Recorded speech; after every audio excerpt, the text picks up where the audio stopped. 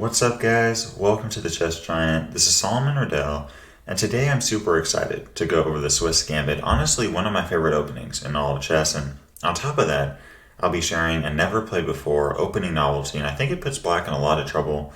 This aggressive attacking gambit comes out of the bird's opening with f4, and I actually made a couple videos on this reverse Dutch-like system, and I'll leave those in the description below, just in case you enjoy the gambit. In this video, I'll be giving my response to the move f5, and oftentimes black plays this move to achieve a symmetrical position and reach a positional game where neither side really has much of an advantage. Well, the bird's opening is well built for attacking chess, and we don't want to just sit around, eat some cookies, and drink a Coke. No, we want to aggressively go after the opponent's king, and here we play the crazy looking move e4. So guys, most of the time black is going to take that pawn on e4, and honestly I think f takes e4 is the best move for black. Following this, we're now going to offer another pawn with d3, and I think the best move for black is to simply play e3.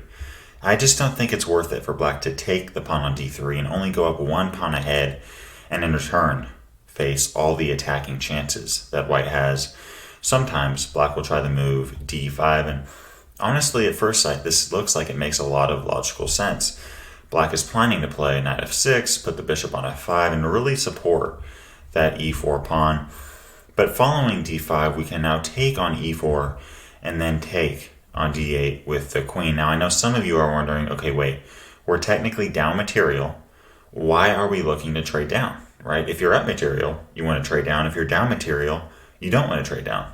That is the general rule of thumb, but in this position, following king takes d8, this e4 pawn is surprisingly weak, and we're going to be ahead in so much development because we're going to castle queenside with check on the king on d8, and on top of that, we're going to get attacking chances. Here we can play a move like knight c3, attacking that pawn on e4, and following knight f6, we can play knight ge2. It really doesn't matter what black plays. The next few moves are going to include bishop e3, and after a move like bishop f5, now we're going to castle with queenside, moving the king and the rook with check on the king on d8. And following king e8, now we can play knight b5. This knight b5 is really a key idea in this variation, looking to attack that c7 pawn. And now black is more or less forced to play rook c8, and now we can attack that bishop on f5. And following e6, take on f5, play a move like bishop c4 with the idea of playing bishop e6, and I honestly think that white is clearly winning this position. So guys, d5 is definitely not the best move for black. What about e takes d3? Well, against e takes d3, we now play bishop takes d3, and against knight f6, here is the opening novelty I told you guys I'd share. Usually, white plays the move knight f3, but I'm recommending the absolutely crazy move g4, and I put this into some computer programs and they say that white is clearly better in this position. Here, there's some options for black.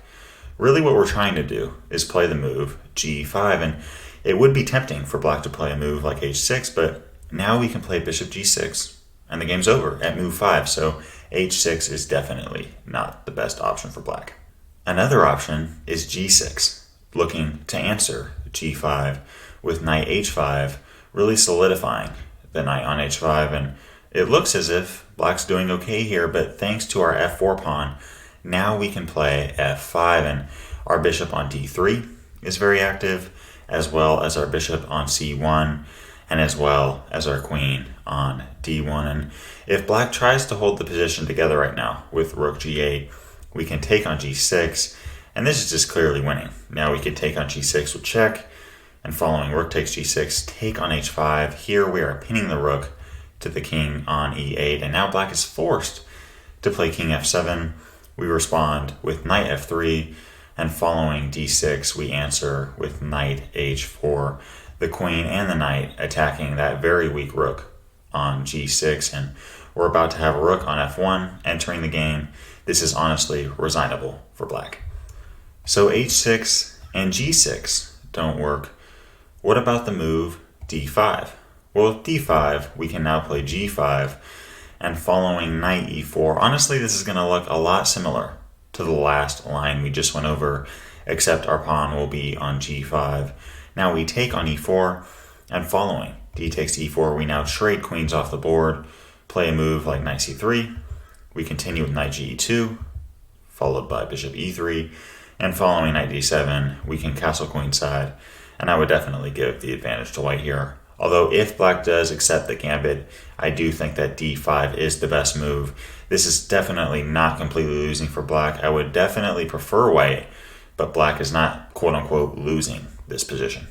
And lastly, I've also seen the move knight d5 come into play, but against knight d5, we can now play g5, and now we're threatening queen h5 check, followed by queen or bishop takes g6, followed by checkmate.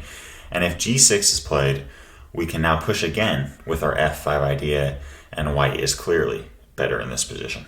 So guys, I hope you all enjoyed this gambit and have a chance to use it in your own games.